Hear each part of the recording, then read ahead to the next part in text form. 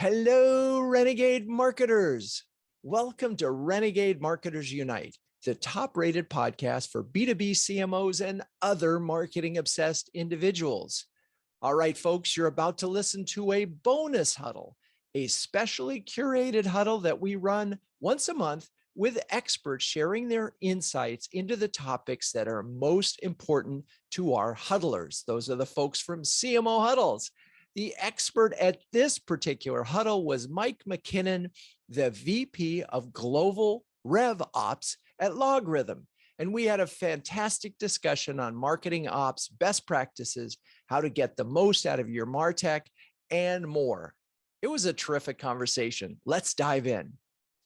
Welcome, everyone, to a very special bonus huddle. Our guest is Mike McKinnon, Vice President of Worldwide Revenue Operations at LogRhythm, a network security firm. Mike is a MarTech pioneer, becoming one of Marketo's initial customers back in the early 2000s, and has since tackled just about every marketing ops and revenue ops challenge. So for those of you in the audience, if you have a marketing ops or revenue ops challenge, please put them in chat. Mike literally wrote the book, Marketing Operations, a handbook, which I actually read over the weekend, which came out in 2021. That doesn't mean it's out of date. There's some great strategy thinking and formulas there. Hello, Mike. Welcome. Hey, Drew. Nice to be here. Thanks for having me. It's really great. It's funny. You and I had the prep call, but now that I feel like I've read the book, I feel like I'm really in your head, which is a little scary. In our prep call, you mentioned you were an English major in college, and I'm just curious, how do you end up becoming a MarTech pioneer, being an English major? Yeah, it's certainly a funny journey. I think I fell prey to the basic euphemisms of high school, right? Your favorite subject is from your favorite teacher. So in high school, my favorite teacher was my English teacher. So that became my favorite subject. And then I didn't know what I wanted to do when I went to college because I was too young. So I said, I'm going to be an English major because I love English. Because that was my favorite teacher in high school. Looking back, probably should have been an engineer. Always was into computers. Always was reading that kind of stuff. And then my first job was in tech support.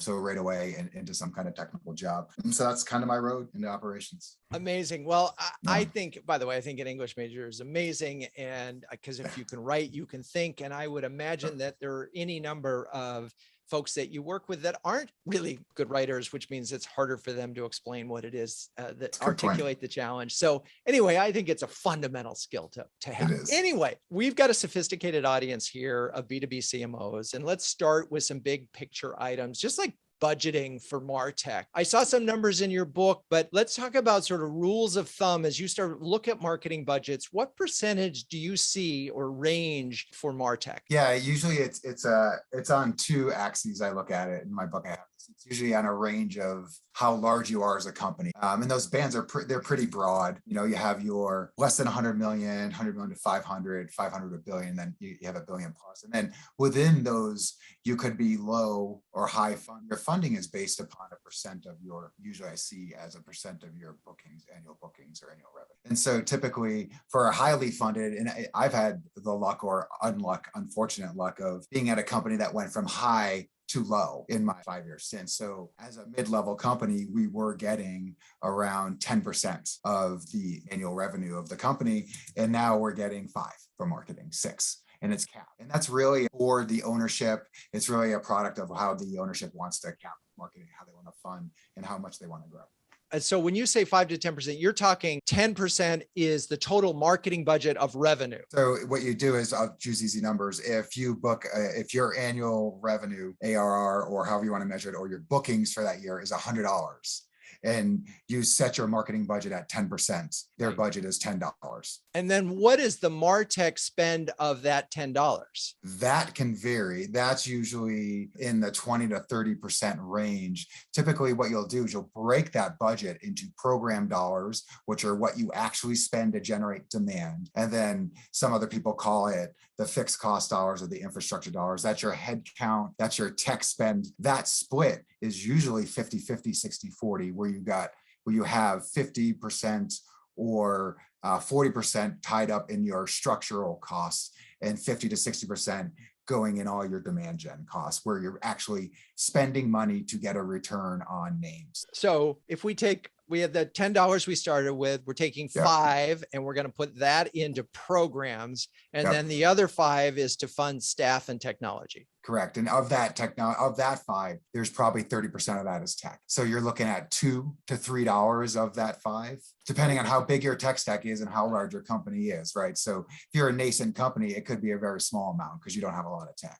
As you get big, Avaya, that was almost half of it. We spent a lot of money on tech. I mean, one of the things I write about in my book is that when I see that number get over 15% and gets into 20 or 25%, I wonder, that's not people or working media or anything that's driving revenue. It's just technology. Do you have a sense where you can be overspending and you got some nice, bright, shiny tech, but where's the marketing dollars? Yeah, there's definitely a balance, and you can fall into the tech game where you're constantly buying tech. And so I think you need to be aware of what's your ROI target, who's setting that target for you, right? Where does that land and how are you calculating that? Do they want to include the MarTech stack in that calculation? But then you could argue, well, not all of that is demand gen MarTech stack. Some of that is core. So it really depends what your target is for the company and how you want to parse that tech stack out and whether you want to calculate the ROI on it as part of your overall bookings or ROI differently. And I get into that. You can look at each piece of tech and say, this tech is for this. Am I getting the ROI in isolation? And that's a much better way to look at tech that way.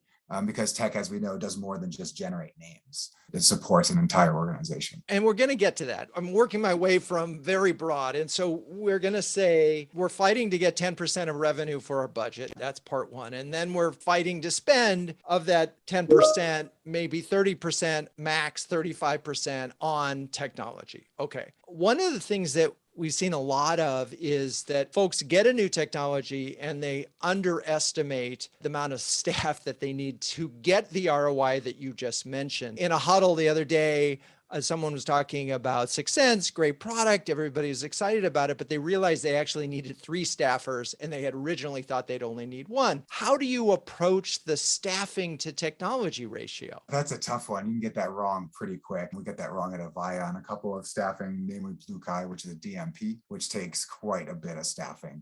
Also a very expensive tool. I think it also depends on where you are and what you're trying to get. If you look at your core tools like Marketo, your automation tools that every marketing group has, and you have to look at that usage and say, what am I using that tool for? Well, at a very nascent company, they might be using it for email, some website updates, some form fills. That takes 1 person, maybe 2, depending on the volume of campaigns. At LogRhythm, we use it for that. Plus, we use it to drive a lot of business processes. A lot of tech is integrated into it. So our staffing for Marketo has to increase because the complexity of the tool has increased. So I think you have to look at it that way. So I think it's better to hire light. Even though they hired 1, they didn't make the wrong decision. They made the right decision and then immediately pivoted and hired more. Overhiring is worse than underhiring. You need to learn the tech, then assess the staffing. So I think it's okay to hire more. You just got to allocate budget or have a little bit of knowledge that might happen. I got to push back on that a little bit because every time you get a new technology, you're saying, we're going to get an ROI based on a certain amount of cost of staff and a cost of technology. And in order to deliver that, if you need 3 times the staff to deliver what you expected, you didn't price that correctly, right? And so your ROI model is going to be way off. It feels like the industry, and this isn't you, but the industry needs to be better at saying, hey, for this scenario, and we've sold into this scenario, you're really going to need 2 people, 1.5, something, so that you don't have these surprises. Am I wrong? No, yeah, you're not wrong. The subtle point there is you wouldn't hire more staff unless you're using the tool in more complex, more ways that gain value, right? So as the tool is growing value, you're hiring more staff. So your ROI calculation should stay relatively the same, if not increase. And so you're moving from an email tool, then you hire another staff member, but now you have that Marketo's integrated into Salesforce, and you can now calculate opportunity value and trace opportunities through the funnel so that you're getting more value, and then you add the staff member, right? So as you grow the tool, you hire. Yep. Got it. I misinterpreted it, but it'd be, with HubSpot, you started out and use it as website, then you add the CRM, and then you add intent data, and then you add marketing automation. And next thing you know, you need a lot of people to do it. Okay. Correct. Got it. Are there any of these technologies that actually have ended up reducing the need for staff? in your experience? Yeah, there are, and you have to be able to find them. And typically they're not technologies that demand gen people will buy. They're not your predictive analytics like Sysense. It's not your DMPs. It's not, those take staffing. It's not Marketo. The things that reduce staffing are the things that I usually purchase to help operationally support the CMO. Lead routing tools. No demand gen person is going to ask for a lead routing tool, but that reduces a whole staff member, and it reduces ticketing into the IS team that has to update lead routing rules in Salesforce. So we have an overlay, very cheap tech that routes leads for us, and that reduces a headcount and reduces burden on another department. So there are several tools that do that, but typically they're not the tools that the CMO wants. The big grand tools that drive demand. And I love that example though, lead routing tool. It's come up in a huddle and it makes sense. And frankly, if you do it right, you probably get that lead to the right person at the right time. So it's better for demand gen anyway. Do you have another example? The lead routing tool is a great example. And another example is data append tools. You have tools that demand tools specifically that can do a lot of data manipulation that typically have to pull out in spreadsheets and redo, or you have to open a ticket with IT or IS, whoever owns Salesforce, and get that done. So that saves a ton of time moving that bulk data around. You're getting a lot of thumbs up on the data appending. Several fans have leaned, and it's so like a geek fest when you mention a technology to these CMOs and they go, oh, yeah, we're doing it. It's exciting. And so finding ones that actually reduce staff makes sense because there's always another one to buy. We're going to get to the questions about RevOps versus marketing ops, but we got to talk about Salesforce.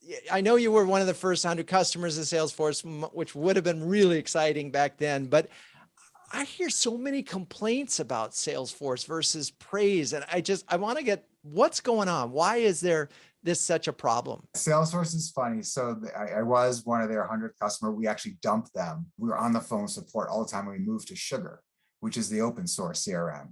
And then we moved back to Salesforce a year later. And I think what happened, I mean, there's a lot of reasons to dislike Salesforce. I'll choose the reason why I struggle with it a little bit is because of their architecture of their objects. And that's not how you sell. Leads, contact objects, account objects, opportunity objects, they're all segregated.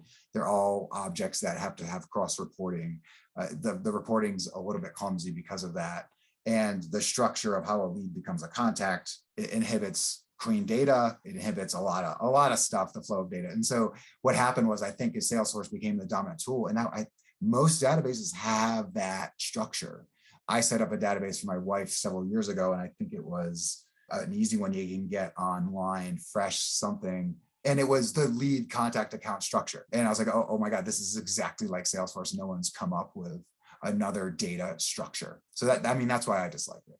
Right. And so is this in a world where it's not about a lead, it's about opportunities and you've got 20 or 30 people that may weigh in a decision. Is that part of this conversation?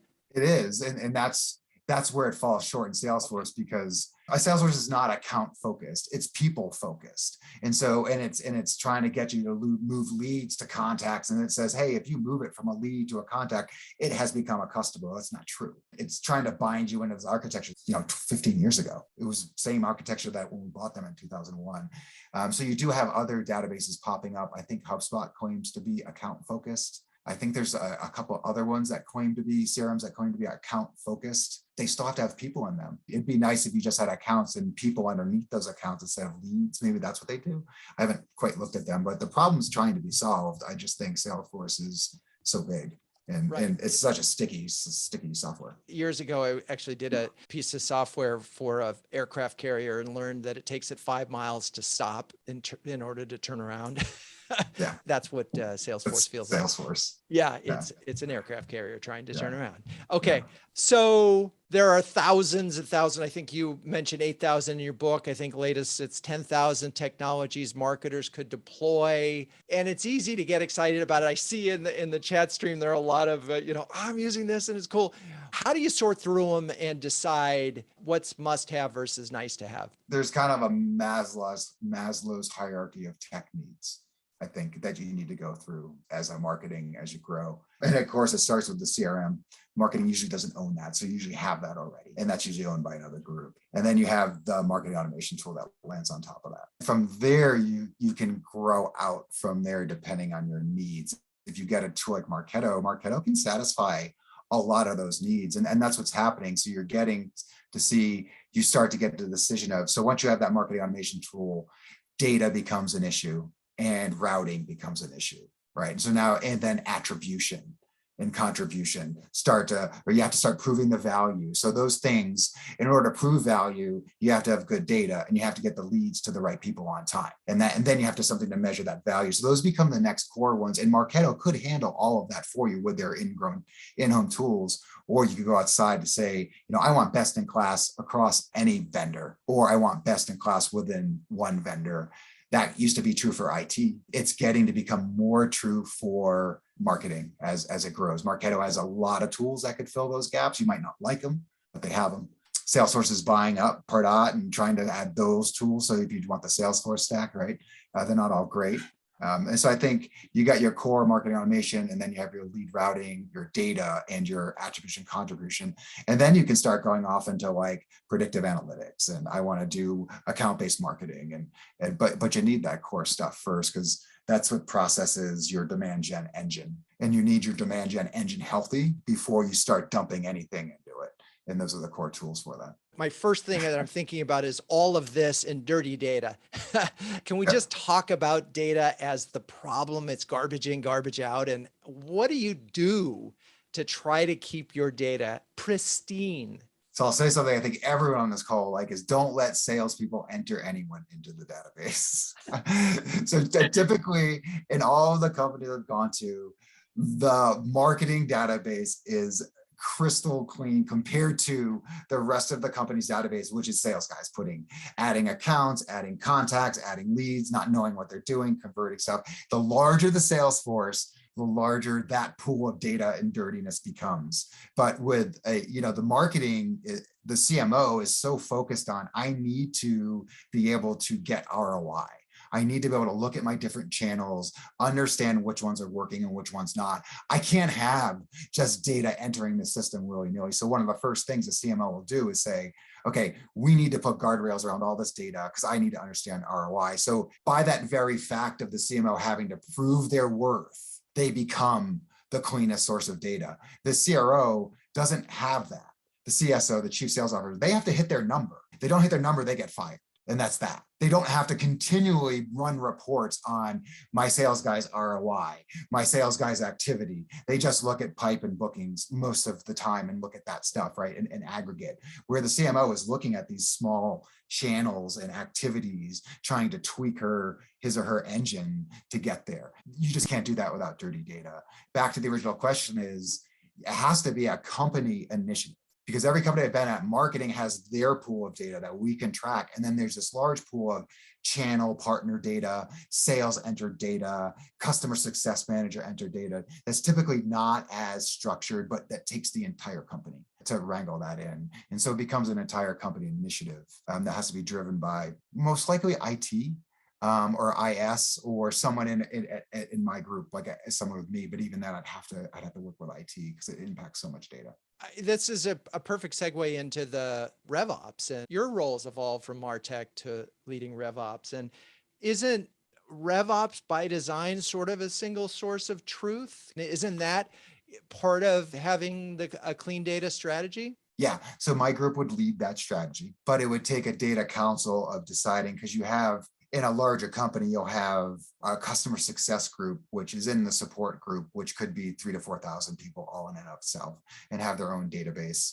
So what you'll need to do is you need to, one, decide on which accounts are the customer accounts. That takes a group effort. Which accounts need to be merged into those? So you have to do a lot of cleanup that will take a large group to look at that data. So that's where you need emphasis. Yeah, my group will do it all. My group will lead that strategy. My group will project manage it, but we'll need input from all of those people that hold that data, that know that data. Once you get to that and you clean it up, and then what you have to do essentially is lock it down. And then someone in my group or a group like mine converts all the opportunities only accounts that can be made are through ticketing, because if you do the cleanup right, what you'll then do is create account shells built on hierarchy with DUNS numbers, so people know divisions and everything. So it's all built. And if there isn't an account in there, then they can open a ticket, you can look, make sure it really isn't in there, and then add it in the right spot. Let the rep know that. We did that at Avaya. It takes a lot of people, but it keeps your data clean and structured and reporting across sources uncontested. So who does your RevOps report to? I report to the CFO, and you'll see it across the board. The RevOps function is relatively new. In the last 5 or 6 years, you start seeing it. And I think the last report I saw by Serious Decisions that had who it reports to, it was almost 70% the CRO. And in some cases, the CRO was the boss of both the chief sales and the chief marketer. In some cases, the CRO was just like in our company, they just run sales and we have a CMO. That was 70%. The other remaining 20% was CMO. And then the final 10% was CFO. And that was growing because the one reason is RevOps reports on both marketing and sales. And if they're in one or the other, they immediately become biased perception. CFO is typically in a company the source of all the numbers, all the financial numbers, all the real numbers, and it's unbiased. And so we moved it into the CMO, the CFO. After a year being under the CMO, we were unique into the structures. Is there any argument, the CMOs listening want to know, for RevOps, is there an argument to be made that it should report to marketing? So I'm happy to share some context since Mike was in my team up until a few months ago. Let me introduce you. So it's Cindy Zhu from LogRhythm, the CMO. Cindy, you had it and then you gave it up. Talk about that. Yeah, and there's some specific reasons for that. So the difference is I had a sales ops background. So I ran sales ops at a former company. And so when I was joining LogRhythm, Mike was already at the company. He was doing a great job with marketing ops. We were looking at, from a reporting metrics perspective, there were a lot more synergies together and putting it together into a RevOps team. And so it was in RevOps. We had some changes on the finance team side, and Mike actually expanded his responsibility from doing core RevOps to taking on some of the finance functions.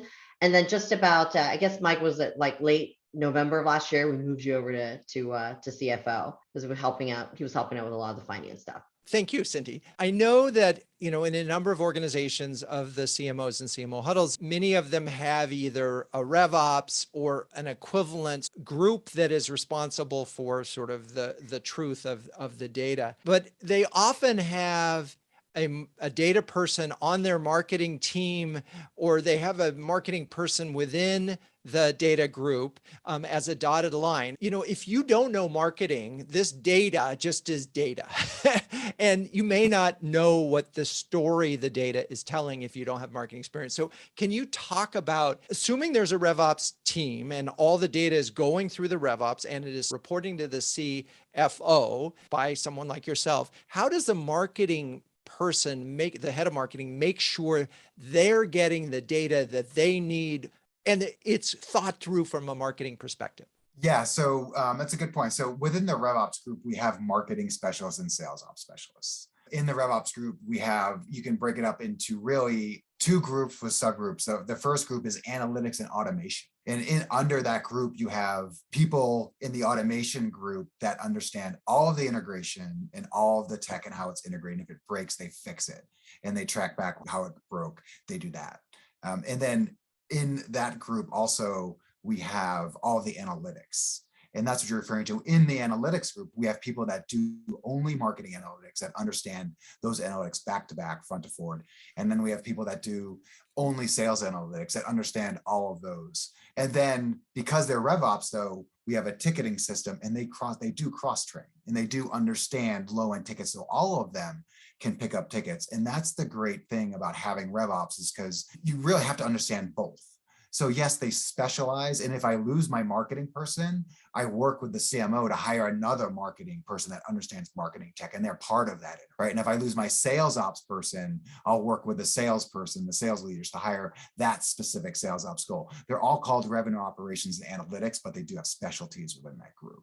I'm with you on all of this. There was a question early on. Is there any economies of bringing the sales ops and marketing ops? You talked about how they can sort of sub in for themselves, but are there any economies of sales of having sales ops and marketing ops together? There is a ton. The first one I just mentioned was they can cross-train tickets. So both these groups are doing the same thing for marketing and for sales. If they're both structured correctly, they both have ticketing systems, because they're both taking tickets from their customers, marketing and sales.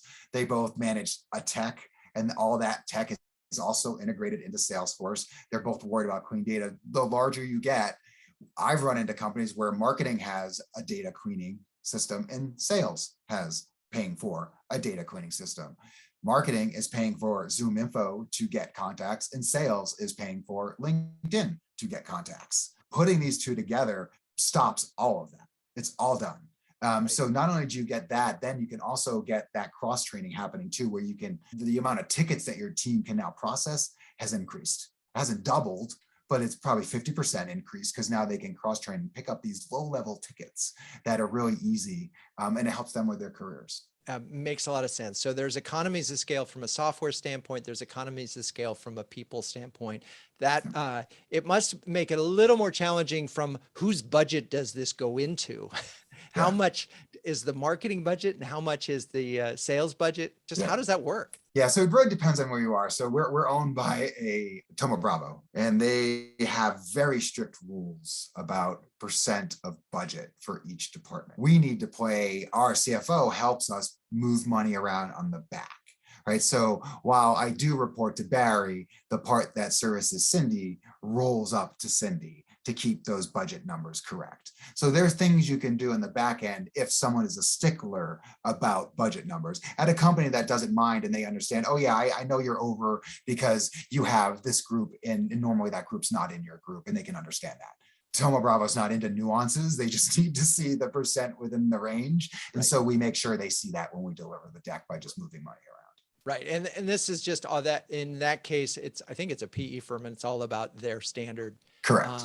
Their benchmarks that they impose on their companies. Interesting. Okay. We're going back to rag on Salesforce for a moment, because one CMO said, how long should it take to upgrade to Salesforce Lightning? Ours is taking forever. Yes. Yeah, who asked that? Because Cindy lived through that too at our company. It took forever, and we hired a firm that's supposed to be good at it, and it still took, forever. And we were told it took forever for us because our Salesforce instance was so bad, and it was. But it's nice to hear that someone else is saying it took forever as well. I think it took a year or more. 8 months. Yeah. Yeah. Maybe a little bit more planning. Okay. So there's the answer. 8 months, but could have been longer. I'm imagining, because you were in MarTech and now you're in RevOps, you still play a primary role in the selection of the technology that is added. Yeah. So I'll buy all the technology for the channel team, for the sales team, and for the marketing team. And so if they need any tech, what they can do is they can come to me. And they say, hey, this is the tech I'm looking at. If it's a point technology and they have budget for it, go ahead, go buy it. If it's something that needs to be integrated and supported by my team, we'll have to open it up to kind of an assessment, just like IT now, right? So, gone back when I first started, the person that ran marketing, they were so happy because you didn't have to let IT know that you were buying stuff, because you could just log into a website and get your tech. And now they have a RevOps group or the marketing ops group that functions kind of like IT for marketing, and says, okay, if you're going to buy this tech, we need to know who's supporting it, where does it go, who's running it, what is it supposed to do, and how much does it cost? And I'll do that for all three of those groups. We started to talk, you mentioned attribution as, after you've got your sort of stack built, you start to look at that and how important it is to marketers. First, let's just talk about the notion of attribution and how you look at it right now. And we can look at sourcing or contribution, but the goal here is for the CMO to be able to stand up in front of the board and say, marketing is making a difference. And so talk a little bit about your framework for thinking about attribution. There's two words that are often conflated, so we want to get those correct before we start. First one's attribution and contribution, and people will use those interchangeably, and they shouldn't. I'm going to give you the standard definitions, but they're two different things. You need to make sure you're referring. The first one, attribution, I typically refer to when I want to know how much revenue is attributed to my campaigns or my activities or the channels or the things I'm doing to pay for demand. So if I did a social media campaign on PPC and I want to know how much revenue is attributed, how much revenue that campaign is responsible for, that's attribution. I can run different campaign attribution models. I can say any campaign that touched this $100 op, give an even amount to each one of those. I could say the campaign that touched the op last, give that. So those are different attribution models. Contribution. Okay, wait. Okay. You're absolutely right. And I'm sorry for conflating those two. But while Yeah. we're talking about attribution, Yeah. and that is part of it because you want to be able to know what's working and what isn't, Correct. and it's really hard because it's a combination of things. And what do we mean by what's working, right? Is it leads into the pipeline or is it closing deals? When we think about tools for this process, are there some tools that you're using, first of all, on the front end of just helping figuring out what is, and it's what's working to do what? Let's just say filling the pipeline. There are tools I can do that with. And one of them is Full Circle. Lean Data does that. Visible does that. And so what you're looking at is flexible attribution models. And if I want to know which campaigns are filling my pipeline, I would look at a first touch model. And I would say, show me all the campaigns that have the most first touches or initial touches or net new touches, whatever you want to define that, right? How many campaigns are driving net new? That could be a model I could use, right? So there's different models to get at those different answers. But we also know that's problematic because what we really care about at the end of the day is revenue. Now we can move on and talking about contribution. So let's just talk about contribution and how you think about that. Contribution is the backbone of attribution. Contribution is essentially how much money is marketing, not a campaign or an activity, marketing itself responsible for driving. And you have to have some kind of sourcing model for that. Now, all sourcing models have problems, but if you're going to say this campaign touched this much money, you have to have a way to measure what is that touch. How am I going to prove to people that this campaign did indeed touch that person and that dollar value? That's how you have to have opportunities contributed back to marketing. They're also attributed back to campaigns, but the marketing contribution is broken up into sourcing. What did I actually source? And that's typically if the marketing group has an SDR group, the SDR qualified that lead and literally handed it to an RSM or a sales rep in the field, and they close it. That is typically a sourced marketing opportunity. If a campaign is on an opportunity that closes and there's no SDR qualification, typically that's called an influenced. Those are broad definitions. The most important thing is you meet with sales and you talk about this definition and you come to an agreement on it, because you need to have some kind of contribution model, or you can't say my PPC campaign touched $100. And when you do say my PPC campaign touched $100, the sales guy next to you can't laugh. That's the important thing, right? So they need to know, yeah, I saw that model. I know why they're saying this PPC campaign touched that op, because I was showed how it was connected via the tech. Yeah, I might not get it, but I was walked through it and it makes sense, right? So I'm not going to poo-poo it when I'm in another room with all my sales guys, right? And that's really important for marketing and sales alignment. It doesn't matter what your contribution architecture is. It matters that everyone agrees that that's the best you can get. And there are always going to be holes in it, always, because it's a system doing the contribution, and systems are binary and they don't know nuance. As long as people know directionally it's correct and they agree, you're okay. Where this goes is we need a certain number, a classic funnel, we need a certain, and you explain that in the book, right? As if it's linear, but that, we need a certain number of leads and ultimately we get to 5x coverage. It feels like, though, if there's a lot of time spent, if this is a big part of the CMO's conversation with the board, with the CEO, with the CFO, it's sort of like, hey, we handed this to you, now it's your job. It feels like to me that you're missing a big point there, which is, well, one, that marketing doesn't stop, right? Because marketing can play a profound role in helping with close rate, Mark. And, so your win rate could improve and your deal size could improve. And those are, as one of our CMOs would say, win more, win bigger, right? How do we start to get at metrics? And I know I mentioned to you off camera about Ross Graber talking Forrester, how he looks at things. It's like, really, you should be thinking about share of opportunities, period. There's 100 deals out there that you could be involved in. What is your share of opportunity? What's your win rate and your deal size? And those are the only metrics in his mind that really, truly matter. I struggle to get from sourcing to win rate and deal size. Have you been able to solve that conundrum? It's interesting. So yes, philosophically, we all agree with that, right? There's a lot of nuance into who influences a deal. You can't measure it. So it would be nice if we could all say, yeah, we'll all play nice and we close a deal. We're all going to say, yay, we all had part of it. If you don't track anything, you're just going to have to agree. And then someone's going to come in and say, hey, I gave you, Mrs. CMO, $100. I don't see where is it on any of this. So one, you have to come up with some kind of tracking. We track influence all the way to the deal closes. So I can look at campaigns that touch ops. Now, if let's follow that. So now I say, okay, let's look at win rate and go back to that example. And I say, I'm looking at win rate of my ops. And I want to look at the win rate on ops that had campaigns on them versus ops that didn't, something very general, right? I would expect ops to have a better win rate. What I find out they don't? Okay, oops. Now I got to go in and I got to look at, okay, I got to break these campaigns out. What campaign is pulling this down, this average down, right? And now you have to track it back up, right? And so when you're winning, all of this is very nice. And when you're losing and the spotlight gets turned on you, you need something of sufficient granularity to be able to say, this isn't working, this is. And so unless you have the funnel, I'll put it in quotes, because it's just a way to track efficiency. That's all it is. It's any kind of gate and a way to track that revenue somewhere, your activity, your spend to its ultimate conclusion. You're not going to last long when you get inspected. If you're winning all the time, no one's ever going to inspect you and it doesn't matter. Okay. To be continued at another time. In your book, you mentioned this idea of business interlock, and it's not a term that I see very often. You say in some companies, senior staffing still look at marketing as an expense. What is business interlock and why is it so important? Yeah, and it gets back to the idea. What I said was like in a room and you're sitting there and you say something and the sales guy snickers or smiles. That is an example of business that's not interlocked. Right. And so I'll give you an example. When I came in to LogRhythm 4 years ago, the first meeting I sat on was the CMO at the time going over their QBR.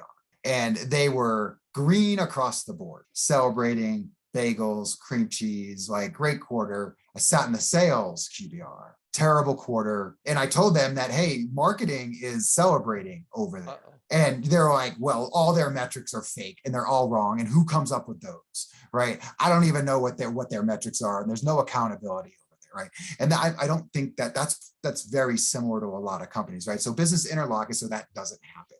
And that is getting together with a company and saying, okay, the company needs 100 million. Typically, marketing drives this much. Or what do you want marketing to drive? What is it? Is it pipe? Is it booking? If you don't want to focus on booking, then maybe it's pipe. And so you take that pipe, and now everyone knows this is marketing's pipe goal. And then you do have to break it down to maybe it's number of accounts based on what? Win rate and deal size, right? You have to have those key levers to understand how many accounts you're going to close. And that's how you get business interlock, because you can come back and show sales and say, based on your goal of me driving this much pipe, I need to drive 100 accounts to you. And you can track that.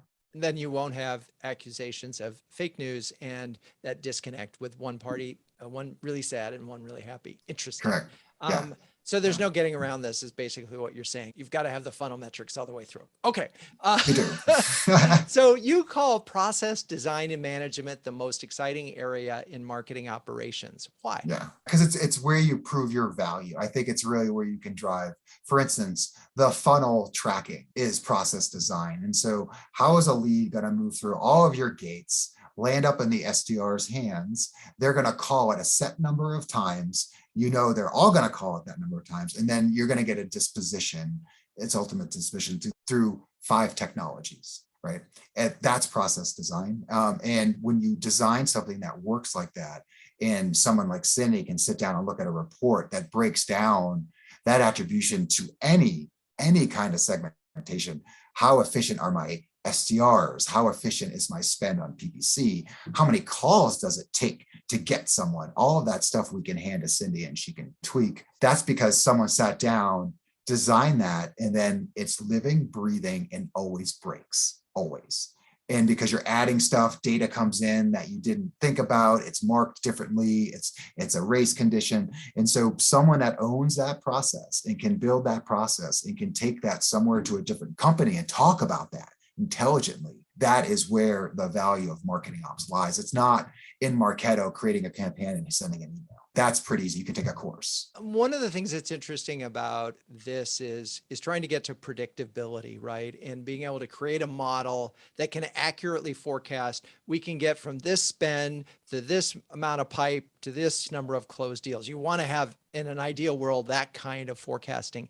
How long does it typically take for you to build that kind of model where you feel like it's accurately forecasting inputs and outputs? Probably about a year. So if I came in and in there, it was just, let's just say they're at state 0 and they weren't too large, you could probably get it within a year. You could get the model relatively accurate the following year by tweaking it and making sure the data coming in is correct each quarter, like monitoring each quarter, probably about a year. And that's saying that you can change things immediately. Like it's a small enough company where you can make those changes as you see them. And that's from state 0. It makes sense because you also need certain amounts of data, normative data, to sort of look at quarter by quarter and see some outputs as you change your inputs. Okay. Audience questions. Anybody want to come on camera and ask Mike here a question? Ajay, kind of from Explorium. Ajay, what is your question? Thanks, Drew. Thank you so much. And thanks, Mike. So my quick question was that now when you have like a separate RevOps group, which manages both like sales and marketing ops, where does the marketing automation admin sit? So that becomes a separate function then. Yeah, that's under my group as well too. So that's an admin within my group. What I do is I like to break up the tech. Obviously, Marketo is our Marketo admin. Yes. That's theirs. That's the process designer. He's highly paid. But we have a lot of other point techs, and I split those up. I have admins. Each person is an admin for one of those techs. So they all become experts on those techs. And so if that tech breaks, I can go to that person. It's all within the RevOps group. So yeah, I think what you're getting at is, yes, the CMO has to have a lot of trust in whoever's running RevOps, because they're essentially handing over control of their MarTech stack to someone that doesn't report to them. And that's what Cindy had to do. And so there's an admin for each tech I have. I hope I answered your question. Just a quick follow-up to clarify. There are like a lot of functions there, right? For example, email marketing, for creating landing pages, for creating all that stuff. So, or even managing social. So that is still in marketing, and the admin is basically like putting together the processes and analytics? So it depends on how you want to structure that group. When I first got on board, everything was ticketed. If you wanted to send an email, the demand gen person would put the email in a Word doc and open a ticket. We would actually physically send the email, right? You need more people on the team to do that, right?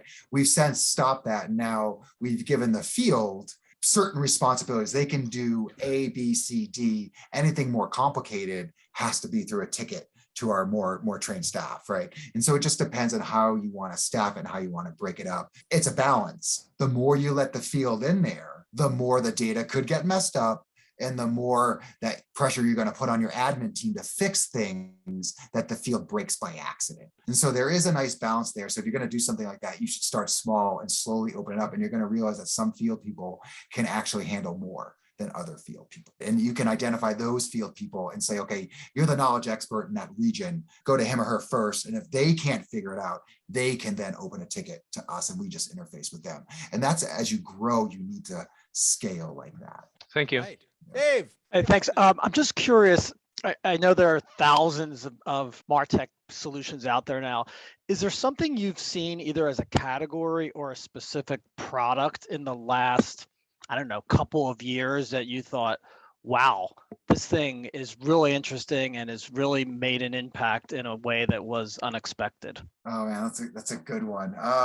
You know, I'm I could be boring and say Kuberu, the lead routing. That thing is pretty slick. I'm an ops person, so that stuff is nice. If I had to look at, you know, the predictive stuff that's coming out is probably the really slick stuff right now. It's expensive. I've seen 6 Sense several times. They have some really nice stuff. It looks really great. It takes a lot of money to run. It takes a lot of spend, a lot of people to do. And it's ABM is a company-wide initiative. So if marketing just going off on their own and doing it, you're going to stumble into some trouble. I would say Kuberu is a great tech, and then demand tools and lean, something like lean data. Those are amazing for ops people. They move data around, they shuffle data around, they dedupe, they attach lead to accounts, they give you campaign attribution. They do a whole bunch of stuff. The problem is they're installed packages. And so while they give you great data, they lock you into this rigid structure of the way you can interact with that data, because they'll give you such good data they need you to interact with in such a way. So when you're building processes, you sometimes run into dead ends with those kind of tools. But those are my favorite tools, because the reporting you can get out of them is amazing, and the data cleanliness that you can do for your team is amazing.